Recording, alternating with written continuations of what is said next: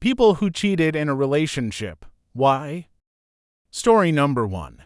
Bartender here, and I have had this conversation with so many cheaters. What I can tell you is people who cheat in relationships often have other cheat-type issues.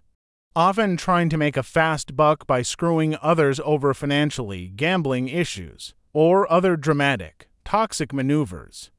They often can have a need to compete or outdo the people they are closest with. They often are terrified of the other spouse cheating on them first. They often present sizable egos, but are secretly terrified of being judged by others, not your problem.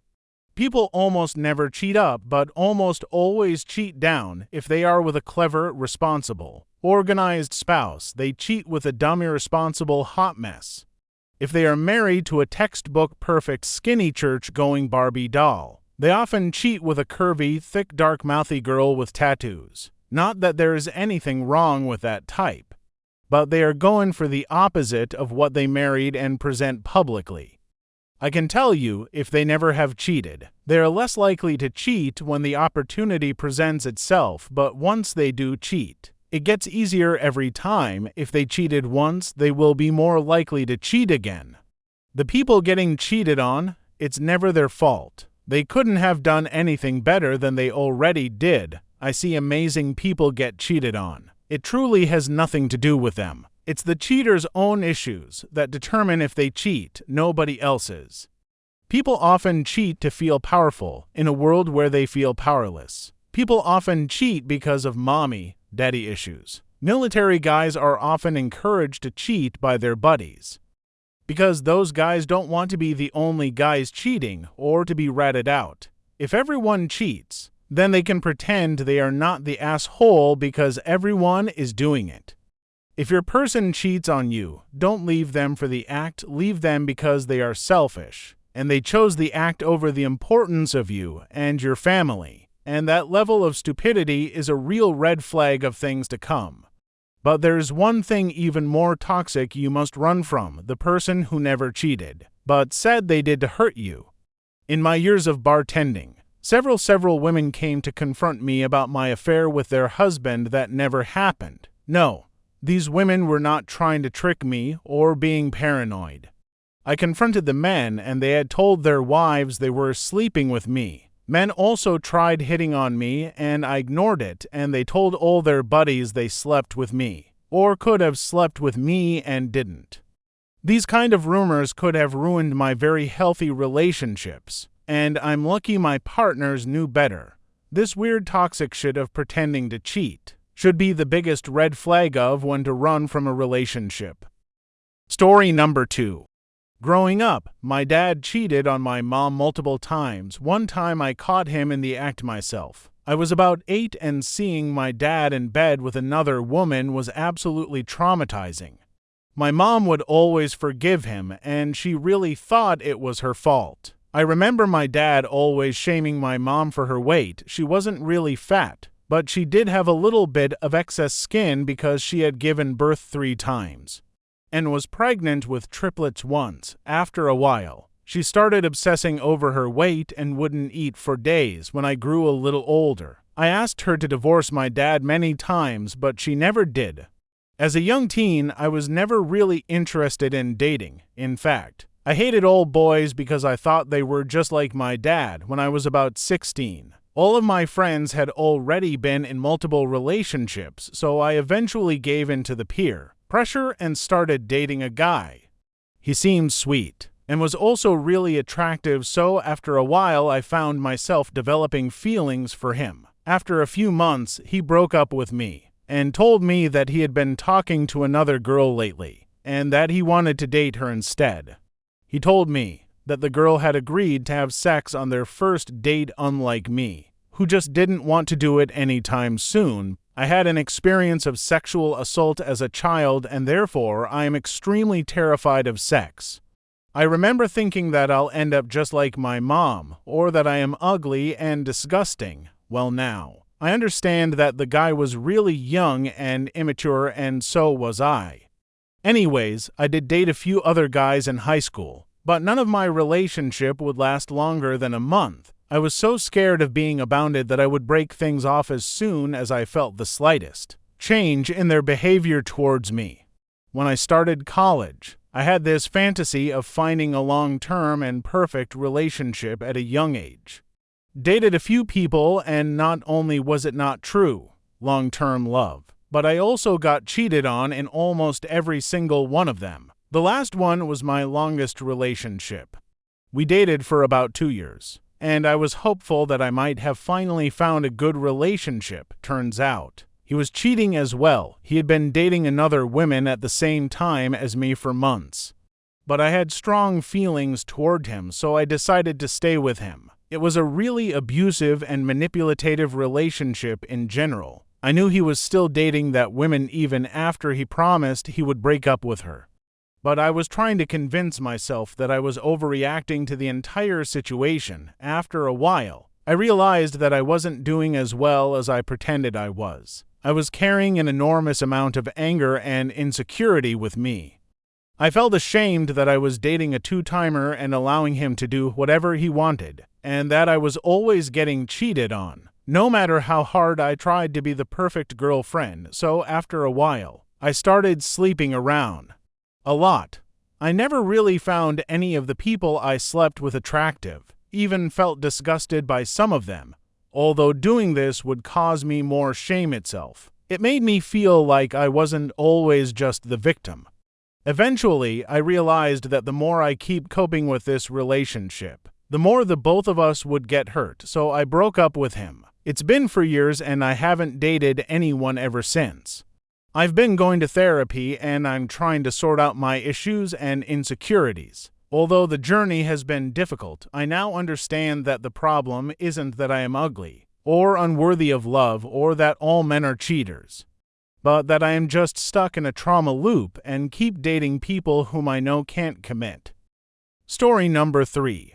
My wife checked out of the marriage years prior and expected me to do everything. Wasn't working. We had 2 kids, didn't cook, and got mad at me if I took me more than 20 to 30 minutes to cook dinner for her, and the kids right after I got home. Had a dog walker, housekeepers twice a week, who did our laundry, nice cars, a pool. Pretty much everything you could want, and it was never enough, and more than we could afford at the time. Then she asked our babysitter, who was our kids' preschool teacher, first one kid then the other, to become our full-time nanny during COVID. After school started again, my wife asked the nanny to stay on full-time. Even though she wasn't working, wife wasn't doing anything with the kids and they were my world. So I started going everywhere with the nanny and my 2 kids. I was putting my son down every night and our nanny was putting my daughter down. They were best friends at that point. My wife was out with friends or drinking alone in the room. I tried to get her to come out and do stuff with me and the kids, but she wasn't interested. Nanny and I connected more than we should have, and before long we were having an affair. 3 months and my wife asked if anything was going on, and I said yes. Then I got kicked out of the house. The nanny moved into my new place, and I went back and forth for a year and a half seeing the kids every day for at least an hour. I didn't mention my wife is an alcoholic, and I probably am too. I would have a few drinks after my kids went to bed, and my wife did the same. But when she got going, sometimes you could stop her and it got back. Then last year she beat the kids and I got full custody. She's quit drinking and we're working with CPS to get the kids back to her more and more. It's a painful process. In the past 2 months, the divorce was finalized. The nanny is now my wife, and we welcomed a baby boy into the world 2 weeks ago. I've quit drinking, as well as I was doing it more than I wanted, and it became a constant and was holding me back. Looking back, I could have handled things better, maybe tried harder, or done things differently. I don't know, but I'm optimistic about the future and excited to move forward. Story number 4. I'm definitely not proud of this, but here goes. When I was about 16 or 17, though I was bisexual. Actually, I'm not. I'm just plain OL gay. However, that didn't stop me from getting into a couple of long-term relationships with men when actually my lizard brain knew I wanted to be with women. The second guy and I got married. He's genuinely a really great person and I loved him as a friend. But somehow the endless pressure from the people around me led me to accede to the notion that I should marry him. I'll add here that he was not responsible for the pressure, other than in the sense that he proposed to me when you've been with somebody for 3 years. That's the sort of thing that might well happen, and so it came to pass. It went about as well as you'd expect, unfortunately. Rather than dealing with it like the fucking adult I'm supposed to be, I embarked on an affair with my close friend. There's no point in my attempting to mitigate my behavior there. All I had to do was tell him before anything happened. I did not do that. He wasn't devastated by the fact that I was gay, so things couldn't work out. He said later that he sort of knew, but that I'd actually cheated.